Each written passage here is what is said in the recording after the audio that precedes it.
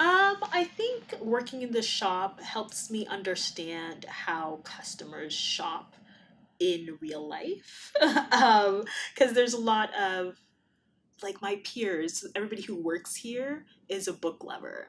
And as much as we'd like to think that we're all normal, we're kind of not. We're a special breed of person. So it's nice to see how regular people talk about books, what questions they ask about books, what words they use to describe their favorite books, what they remember. Like I had a customer come in. Um, and he gave me a book title and he was quite confident about it, but the title was wrong. It's just that he used a synonym. I think it was like walking and he said strolling instead, and I was like, I'm not familiar with that book, and I was like looking for it. So just understanding what people remember, what's memorable to them, and in that way that helps me, um, and the rest of the company, I think, understand how to present books to them in a way they'll remember and be excited about.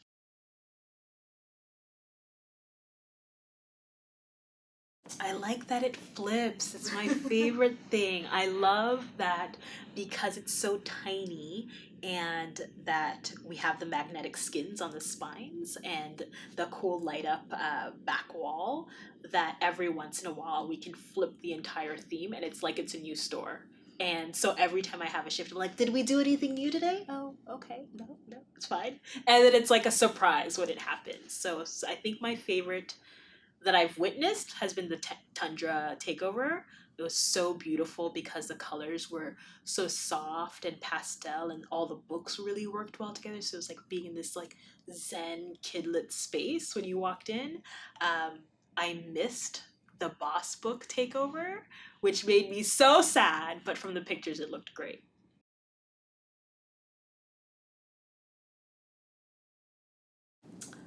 I like working with people. I think I chose to um, get into publishing because I love writers and I love readers. And my job is kind of in the middle so that I don't touch either one very closely. So when I remember when I started, the shop wasn't open yet, and we kind of passed by. They're like, "Oh yeah, we're putting a store in there." I was like, I volunteer. Yes, I want to work in the store. That is what I want to do." So it's nice just to chat with people, um, and to like talk books with people who have a different perspective. I think readers think very differently about books than people who work in the industry do.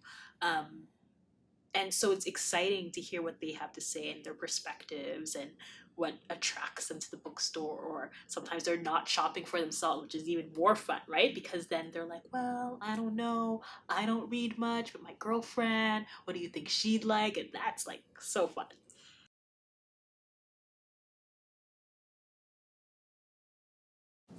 Ooh, well, I'm a salesperson, so I hear at least a little bit about every book, um, which helps with understanding what the customers like. And I think too, it helps me put it in a context. So if I know you like thrillers, I can rattle off a couple thrillers, or at least a couple thriller authors that you might like and might want to check out. Um, so that's really helpful. Um, and because I work with on a team rather than just my list, I know what others are working on my team, and so I can pull from their lists and their information and use some of their um, hooks that they've used in sales meetings to use directly with the customers to even see if those hooks work, right? Like we say, oh yes, this is great for fans of blank, but would fans of blank actually like that book? It's a nice little experiment there on the spot.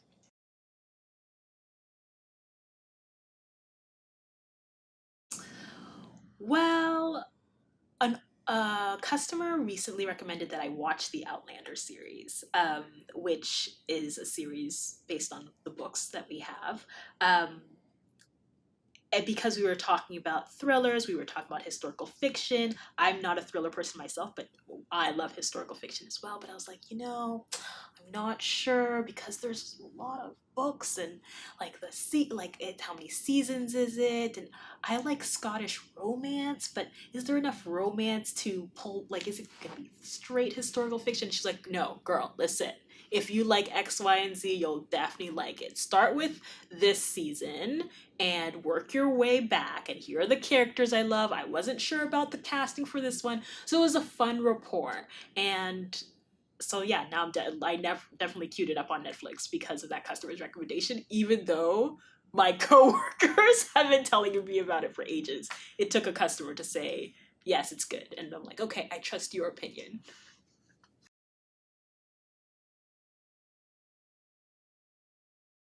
Oh, because it's fun. It's a really cool central location.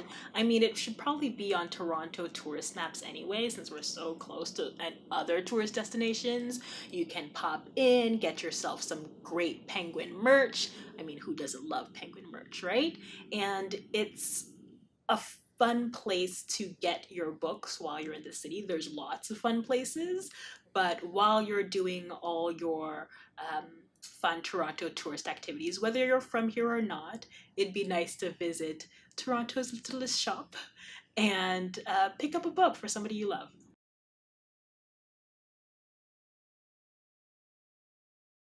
With other things that I read recently, I read Behold the Dreamers, Oprah's pick. It is also a Léonicka pick. It's excellent. Really, really beautiful, beautiful book.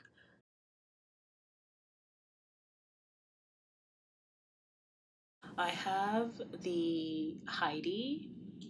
It's so gorgeous.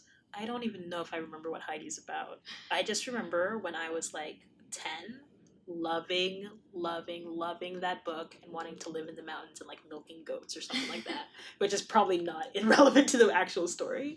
But I loved that book so much. And so that's the because the Penguin Classics are kind of a trap. They're so gorgeous, and there are so many of them that you just have to have them all, right? So, and they look better as a set, so you can't just buy your favorite, you have to buy them all. So, I'm in the process of collecting my favorites in all the different editions. The Pantone ones are kind of fun and cool, and then there's the drop cap ones because then you can spell your name and stuff. So, yeah.